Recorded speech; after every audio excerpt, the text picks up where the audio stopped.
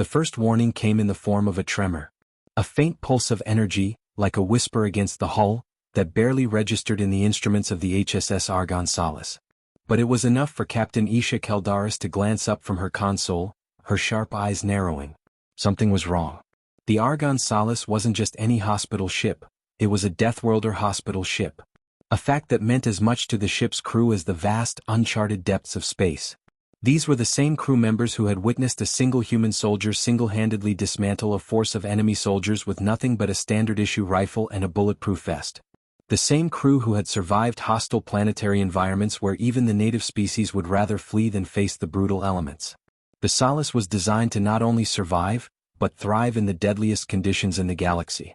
"Captain, we've just picked up an incoming transmission. Unidentified ship, approaching at high velocity," Lieutenant Jaron reported, his voice tense. He had worked with the ship's communication systems for years, but now his hands hovered over the console as though they were about to enter uncharted territory. Isha stood, her boots clicking softly against the polished metal floor. The ship's hospital quarters were alive with the quiet hum of medical staff, patients, and artificial intelligence assistants working together to ensure the well-being of the injured. Their job was to save lives, regardless of who those lives belonged to. But now, an intruder was threatening that delicate balance. "Is it a distress signal?" Isha asked, her voice cutting through the sterile air. "No, Captain. It's not a distress signal."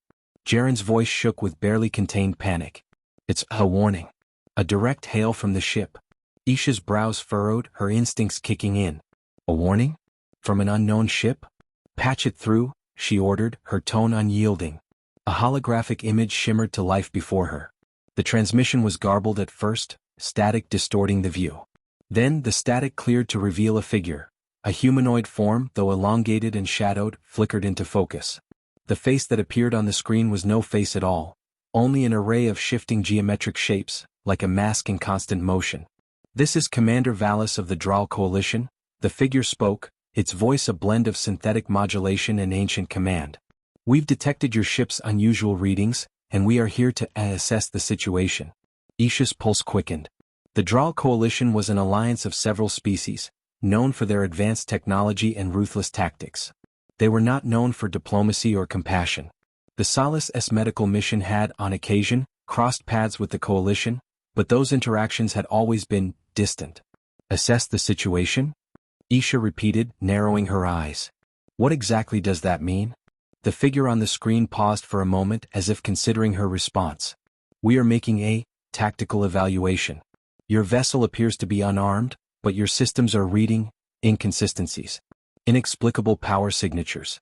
We need to know whether your ship poses a threat." Isha didn't need to look at the readouts to understand the implications. The Solace was a hospital ship, true. But it was also a ship of Deathworlders. And Deathworlders, humans in particular, had a tendency to defy the expectations of any foe that underestimated them.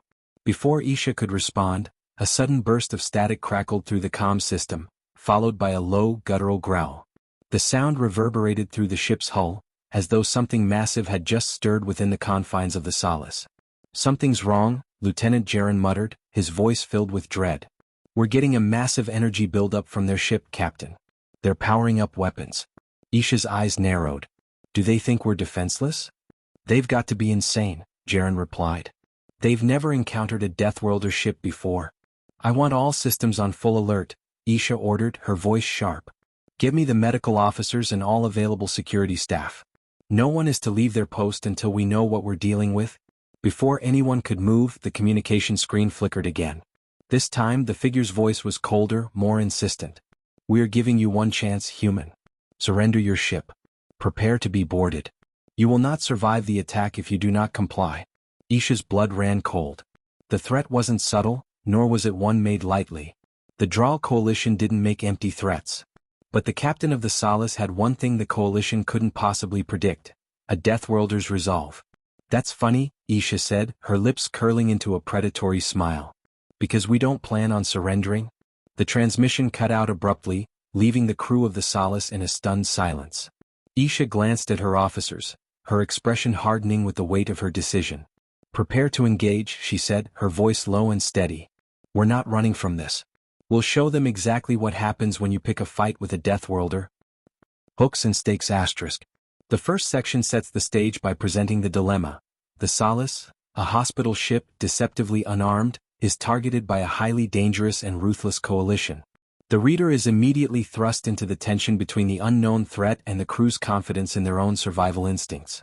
It hints at the resilience and unpredictability of Deathworlders, establishing the high stakes of the confrontation and the deadly game that is about to unfold.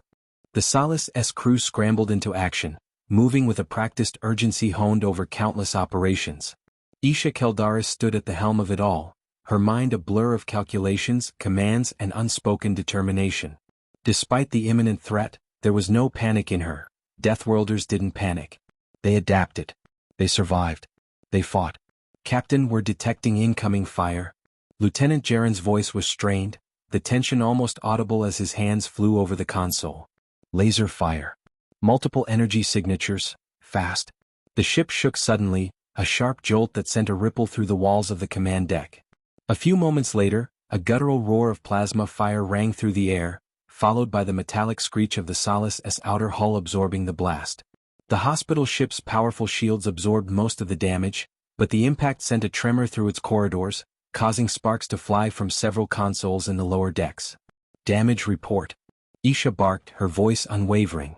"We've sustained moderate hull damage on Deck 17, Lieutenant Mara, the ship's chief engineer, reported as she scanned her console. "Nothing catastrophic, but the outer plating has been compromised in several areas. Shields are holding, but we're vulnerable until we can reroute more power." "Shields won't hold forever," Isha said, her voice laced with determination. "Divert all available resources into maintaining them, then set up damage control. We need every moment." With a nod, Mara's fingers danced across her console. Isha turned back to Jaren, who was staring intently at the readout in front of him, sweat beading on his forehead. The display showed the incoming Draal ship's movements, tracking their approach as it closed in, fast. "We've got to act now," Jaren muttered, mostly to himself. He turned to Isha. "They're going to try to board us. They've already launched boarding pods." Isha's eyes narrowed. The Draal had no idea what they were about to face. "Do they think we're sitting ducks?" she asked, her voice laced with disbelief. "They do," Jaren replied, his fingers flying across the console. "They believe we're just a hospital ship with no means of defending ourselves." Isha's lips curled into a grim smile. "Big mistake." "Captain," shouted Lieutenant Mara. "I've got an idea. It's unorthodox, but it could work." "Explain," Isha snapped. Mara didn't hesitate. "We're not a combat vessel, but the Solace has something the Draal won't expect. I can reroute all power to the external systems, boosting our electromagnetic pulse array. If we can hit their boarding pods with a powerful EMP burst, it'll disable them completely. It's risky and it'll leave us exposed for a brief moment, but it could buy us enough time to retaliate." "Do it," Isha ordered without hesitation. "We'll make them regret underestimating us." The crew moved quickly, each member of the team knowing their role in the defense of the Solace. In the heart of the ship, inside the sprawling medical decks, the medical personnel worked with rapid efficiency, stabilizing patients, preparing for the worst. They had seen death before but never like this. Now it was a race against time. As Mara worked feverishly to reconfigure the ship's energy systems, Isha's mind raced through her own plan. The Solace had been built to survive on the harshest of death worlds, but this was no ordinary world they were facing. This was the Draal, ruthless, tactical, and unrelenting. If they wanted to win, they would have to become as unyielding as the most brutal planet in the galaxy. "Captain?" Jaren called out, snapping her from her thoughts. "We've got new intel on their ship's layout.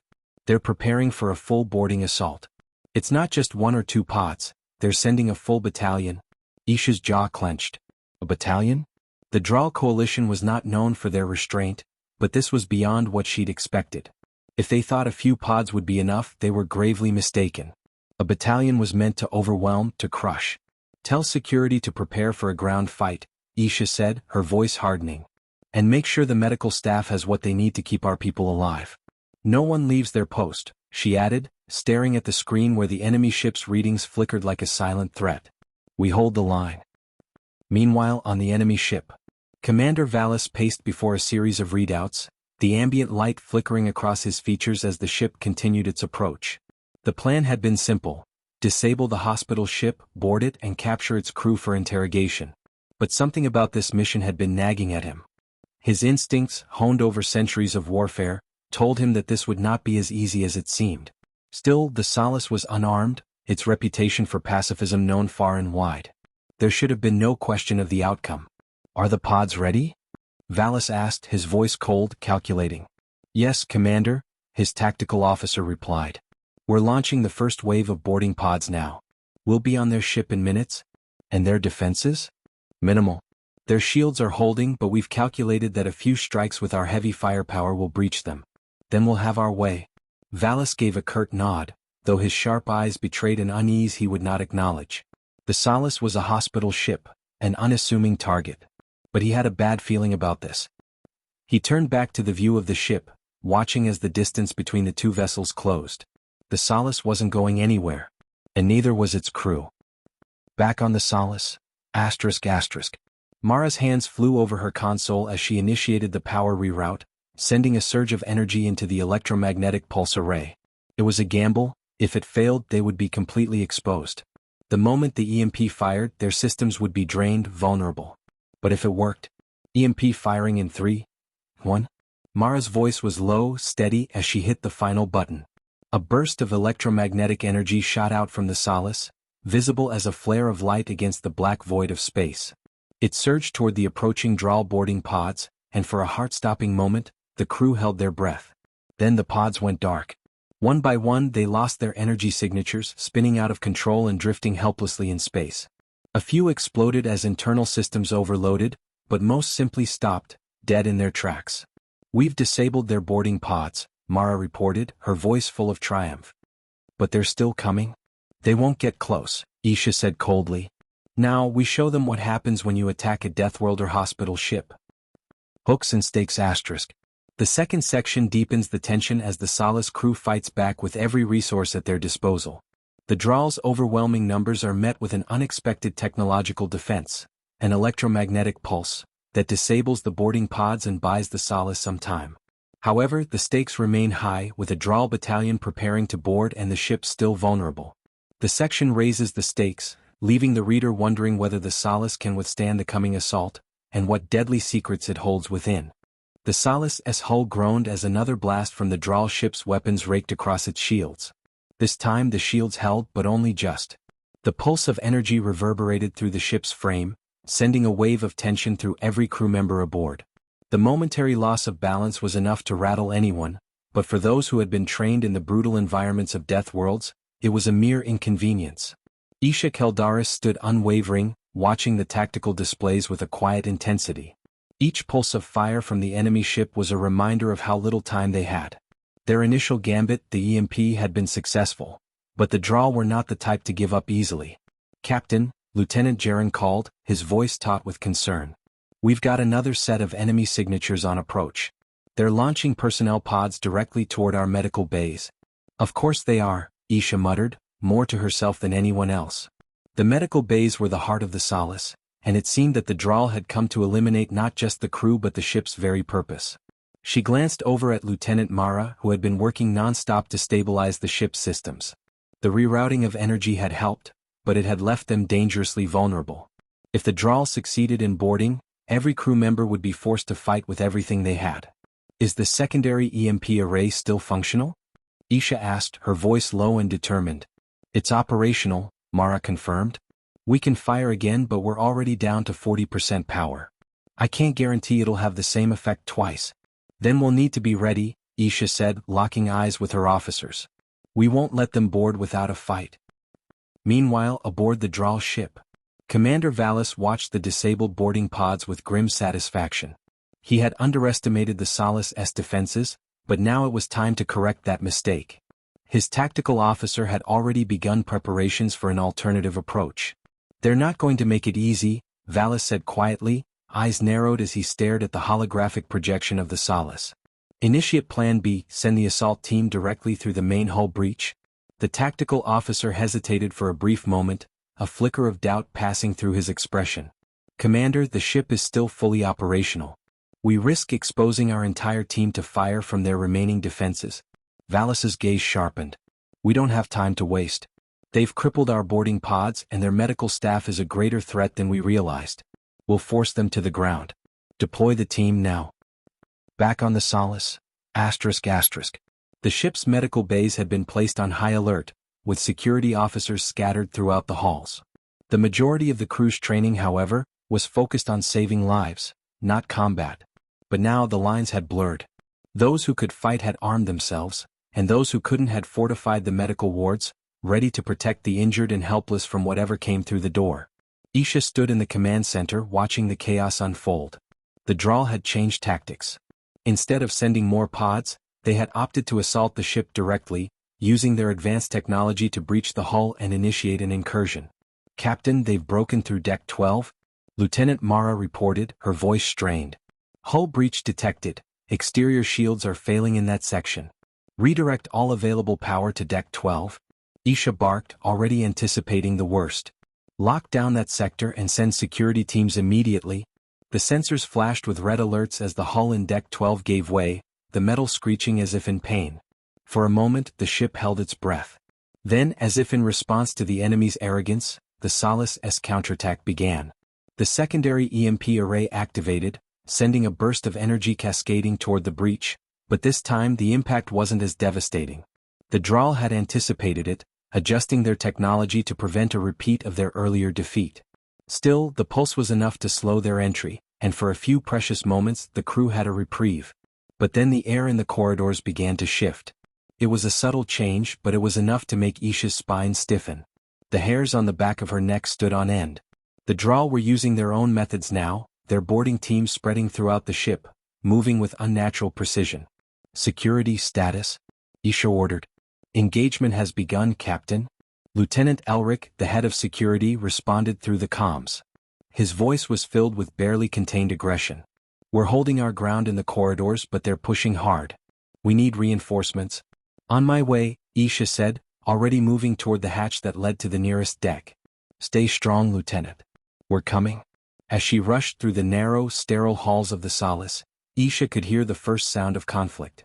The thump of heavy boots reverberated through the floors as the Draal soldiers stormed their way through the ship, using technology to bypass the traditional security measures. But the crew of the Solace were prepared for this moment. They had no choice. In the medical bay? Inside the medical bay, chaos was unfolding. The team of doctors, nurses and medical assistants, all trained to save lives, now found themselves in an entirely new role, defenders of those very lives. The clinic, usually a calm and soothing space, had transformed into a war zone. Medical equipment had been repurposed to create makeshift barricades, and whatever was left of the stockpiled ammunition was now being used to defend the most vulnerable members of the ship.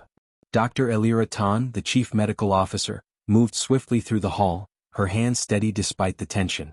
She had never been trained for combat, but the instincts of a Deathworlder never left you. Her eyes darted over the wounded and the medical staff as they prepared themselves for whatever came through the door.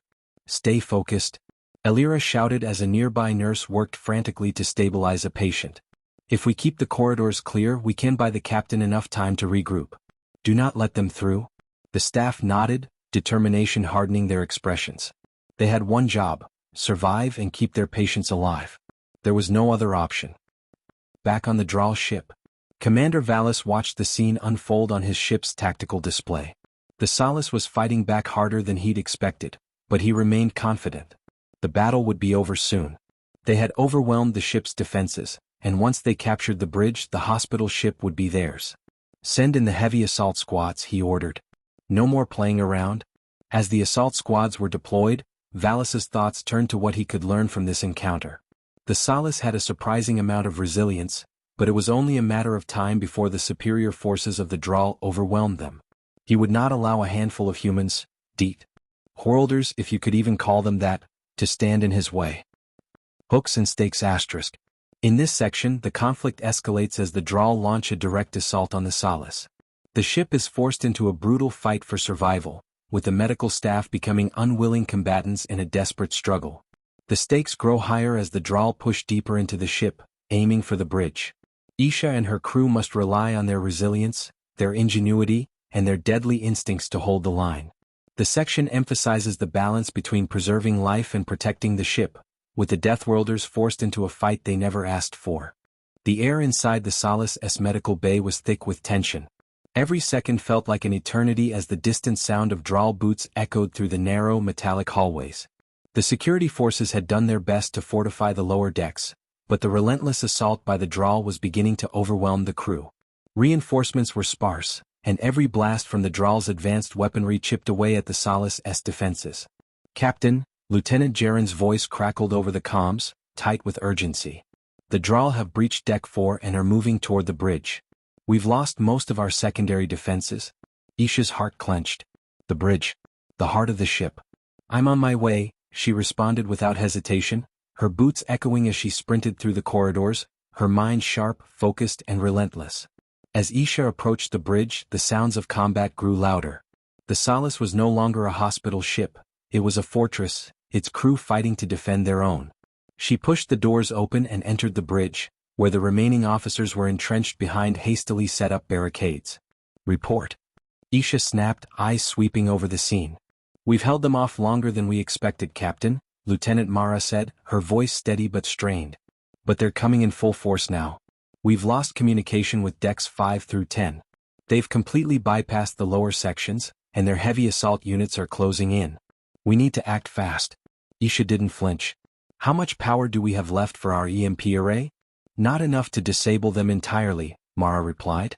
"But I can charge it for one final strike. It's risky though. After this we'll be vulnerable." A flicker of recognition passed through Isha's eyes. One final strike. One final chance to stop the draw. "Do it," she commanded. "But we need to buy time."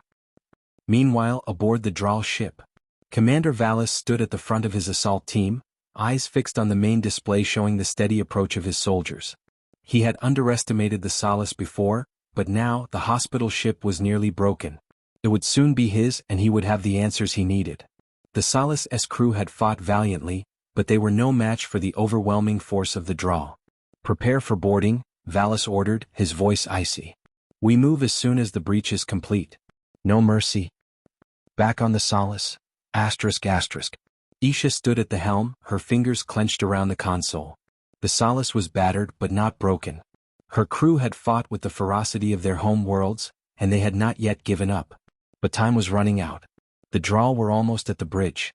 "Lieutenant Jaren," Isha said, her voice cold and clear, "prepare the final EMP burst. Get ready to fire on my command." "Understood, Captain," Jaren replied, his fingers moving quickly over the controls. The countdown to the draw's victory was ticking down. Isha knew they had mere moments before they were overrun, but she would not allow this to be the end. She would not let this be the day the Solace fell. The bridge door blasted open. A group of drawl assault soldiers poured through the opening, their weapons drawn and aimed at the crew. The sight was chilling, until Isha's voice rang out, firm and defiant. "Now, Jaren." In a single coordinated move, the Solace's remaining power surged into the EMP array. The pulse shot out, a brilliant burst of energy that crackled across the air, impacting the drawl soldiers and sending a shockwave through the ship. Their weapons short-circuited, their systems scrambled, and they fell to the floor, incapacitated by the powerful EMP. For a moment, the Solace's crew held their breath. But the victory was not complete. "The EMP worked, but we've got more incoming," Jaren shouted, looking at the readouts. "It's not over yet, Captain." The bridge doors were still open, and through the smoke and haze of the EMP's aftershock, more drawl soldiers could be seen forming up outside, their heavy armor and advanced technology still functional. Isha's mind raced. There was only one choice left. "Mara," she said, turning to her engineer. "Initiate emergency protocols. Engage the Solace's self-destruct sequence." Mara's eyes widened in shock. "Captain, we can't." "Do it," Isha commanded. "If we can't win, we'll make sure they don't either." A tense silence gripped the bridge. The emergency countdown began, the red lights flashing a deadly warning. "Initiating self-destruct. 10 minutes, Mara confirmed, her fingers shaking. On the drawl ship, Commander Vallis stared at the screen in disbelief as the Solace's systems suddenly flared to life with a countdown. "What is this?" he demanded, eyes wide with sudden realization. The medical ship was about to blow itself apart, taking everything with it. "No," he shouted, slamming his fist against the console. "We're too close." But it was too late. The Solace had made its decision. Isha Keldaris had made sure of that. No one would take the Solace without paying the ultimate price. Back on the Solace. ***. The crew's faces were grim as they prepared for the worst. The self-destruct sequence would give them only one shot at survival. The Solace had served its purpose, to save lives and protect those in need. If they couldn't win, they would deny the Drawl their victory. "Captain," Mara said, voice tight. "We've got less than 5 minutes. The Drawl are still closing in on the engine room. We can't hold them much longer." "We don't need to hold them," Isha replied. "We just need to make sure they never get close enough to finish us." The countdown ticked down. 4 minutes. 3, 2. Then the final step. Isha's hand hovered over the final command. "Goodbye, Solace," she whispered, pressing the button. The final moment. A brilliant explosion ripped through the Solace's hull. The Drawl ship, caught in the shockwave of the explosion, was rocked violently. The Solace's remains spiraled outward, a brilliant flash of light in the darkness of space. A deadly warning to anyone who dared think they could easily crush the resolve of Deathworlders. On the Drawl ship, Commander Valis stood frozen, his hands clenched in disbelief. The Solace had given everything, taken everything from them, ensuring that it would never be the Drawl who controlled the narrative of this battle. For a brief moment, there was nothing but silence. The Drawl had lost. Epilogue.